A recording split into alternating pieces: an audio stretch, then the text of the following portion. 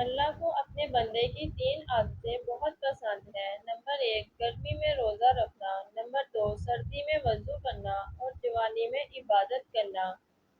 انسان کا سب سے بہترین دوست اللہ ہے۔ بہت جلد مان جاتا ہے، پرانی باتیں یاد نہیں کراتا، کبھی مایوس نہیں لوٹاتا اپنے در سے۔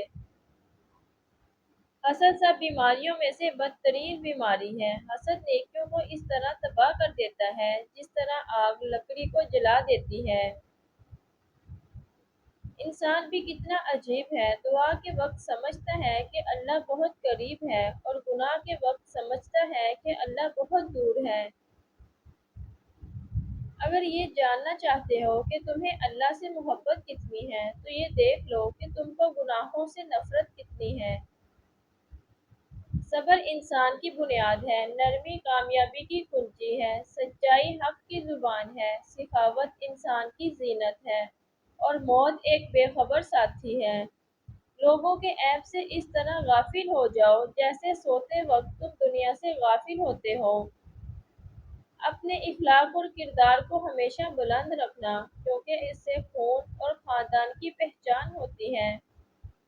اور جن کو اپنے رب پر بھروسہ ہو وہ وقت اور حالات سے شکایتیں نہیں کرتے۔ انسان کا مقدر اتنی بار بدلتا ہے جتنی بار وہ اپنے رب سے دعا مانگتا ہے۔ دعا وہ طاقت رکھتی ہے جو آپ کے مقدر میں نہیں ہے، اسے بھی آپ کا کر دیتی ہے۔ حضرت علی نے فرمایا، جسے تقدیر پر یقین ہوتا ہے وہ اپنے اوپر نازل ہونے والی مصیبتوں سے نہیں گھبراتا۔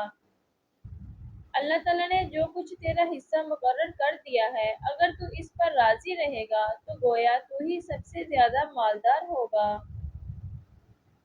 نصیب بے شک اللہ کے ہاتھ میں ہے، مگر دعاؤں کا اختیار اس نے ہمیں دیا ہے، اور دعائیں ہی تو ہیں جو تقدیر بدلنے کی طاقت رکھتی ہیں۔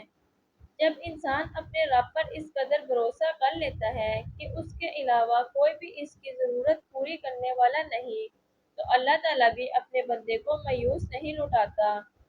جب اللہ کسی بندے سے خوش ہوتا ہے تو اس کے لیے نیکی کرنا آسان اور گناہ کرنا مشکل بنا دیتا ہے۔ اللہ سے اللہ کے وہی بندے ڈرتے ہیں جو اس کی عظمت کا علم رکھتے ہیں۔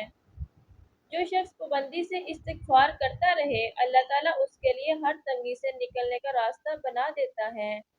تباہی اور بربادی ہے ہر اس شخص کے لیے جو دوسروں کے عیب ڈھونڈتے اور لوگوں کی پیٹھ پیچھے برائی کرتے ہیں۔